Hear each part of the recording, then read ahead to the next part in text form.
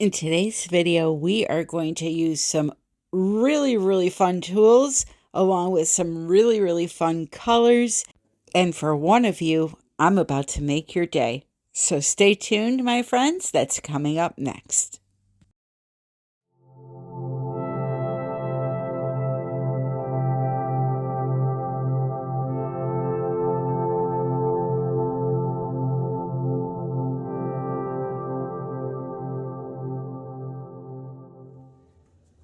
Hello, my friends. Welcome to another video.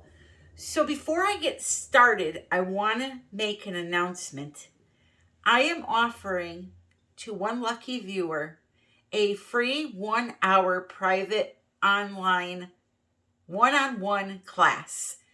If you would like to be considered for that class, and what that class will consist of is whatever you need help with. If you tell me I need help thinning my paints, we will go over that.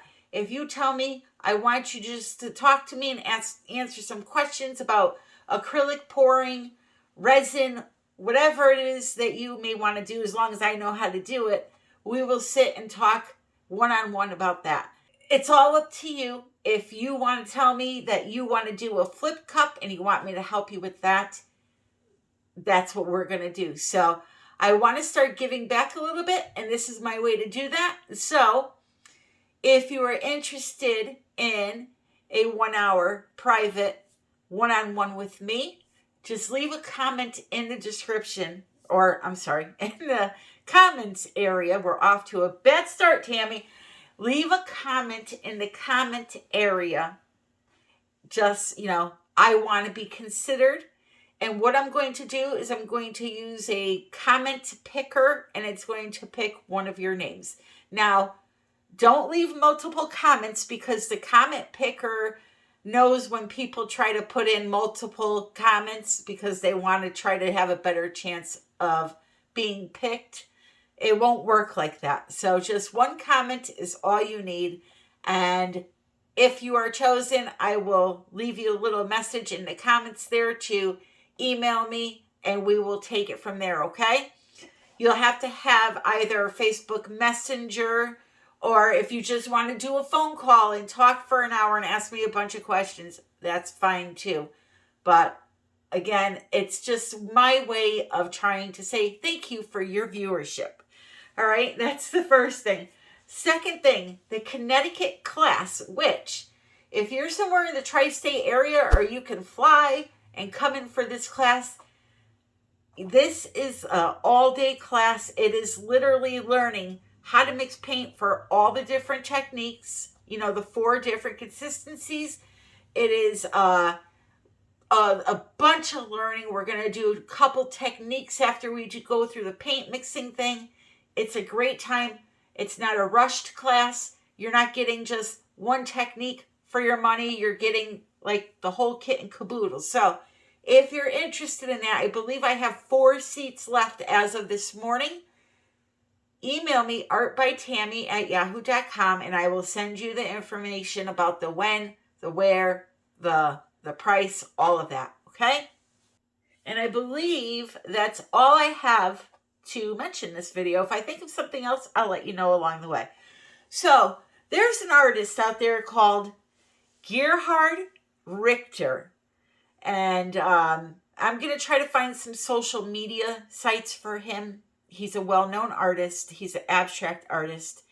And he does a lot of these paintings using things like a squeegee or a trowel, etc., etc. I stumbled onto a woman's channel, and she was doing a technique by him. And I'm going to put her name and her channel in the description. I know her first name is, I believe it's Ingas Art. And I should have wrote that down before I started recording. And I stumbled on her channel, and I loved the paintings she's making with this thing using just regular acrylic paint. We're going to be using regular tube paints to do this. And I am opting to use some of my beautiful prism pour paints and a couple of the brand new primary element colors, which are absolutely stunning. I may sprinkle in some glitter, not sure yet. Culture Hustle. I have these beautiful, beautiful, very expensive acrylic paints from them. A gold, and then this green here is a green color shift, like a chameleon paint. We're going to try to incorporate some of those, okay? Okay, so I'm just going to explain a few things that I'm doing here, and then I'm going to let you watch the video because it's pretty easy to do. So when you buy the primary element sets, they come with this bottle of enamel. You just take some of this enamel and pour some in a cup. There's no measurement to it. If you want to make a full cup of the color that you're using, fill the cup up with the enamel.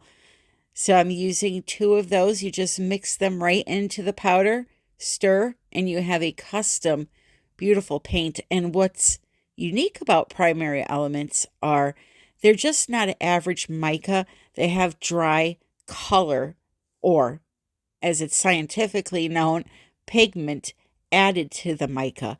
So you're not only getting the color of the mica flake, you're also getting pigment when you mix it together. So essentially what you're doing is you're making your own metallic looking paints, that color shift. And the other thing that's really cool about these is you can combine colors to make your own custom colors. So they have a brand new set out. I will put the link in the description, and there's also a very nice discount for you there too. So the first thing I'm doing is I'm just painting the edge of the canvas with some green black by Atelier. Sometimes when you use the trowel to scrape the paint along the canvas, you can't get the edges really good, so that's why I did that. So essentially what I'm going to be doing here today is adding some paint to that trowel, spreading it out with my palette knife, and swiping it along the canvas to create a piece of abstract art. I'm always looking for different things to do and different things to show you how to do with our acrylic paints. Even if you have some fluid paint and you want to do this, you can very easily just drizzle some on the canvas and then scrape along with your palette knife or with something like a squeegee or a trowel. However, using the acrylic paint right out of the tube, you get a lot more texture in the painting. So I have some really pretty blues and some greens that I'm going to cover up this canvas with. I'm also going to add in that primary element color that I used, or that I mixed up, I'm sorry. And we're going to get a nice rusted kind of vibe out of this painting. So I'm going to let you watch this part, and then I will be back for the next step.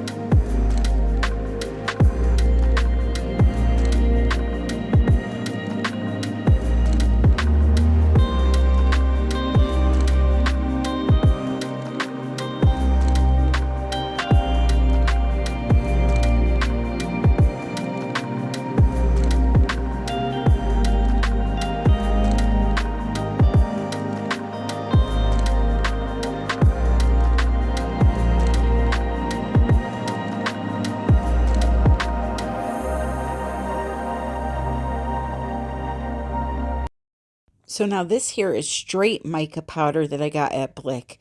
It's got no color in it as primary elements do. And if I could explain a little bit to those that are confused. Primary elements are what you just saw me sprinkle on that canvas plus the dry pigment added. Pigment is what they use to make an acrylic paint. So they take pigment and they take a base, like an acrylic fluid base. They add that pigment to it, mix it together, and then you have a tube paint color. So what Primary Elements does is it takes mica and it takes just that pigment part and they color their mica flakes with it. They use, wetting agents, stuff like that, but that's the difference. So this mica here is only just the mica flakes with no color added to it. And the reason why it's gold is because they synthetically coat the mica flakes. It's a very technical, scientific thing, but it's, they somehow coat the flakes and they have color to them. So, I mean, you can always look up on Google, what's the difference between these things, but that's kind of the gist of it. So what I'm doing is I'm just sprinkling that pure mica right onto the canvas, and with my palette knife, just smearing it through the paint. It will dry fine. What you want to do, though, is once it's dry, just take your canvas, flip it over, and knock off any that is loose still. But it dries really good.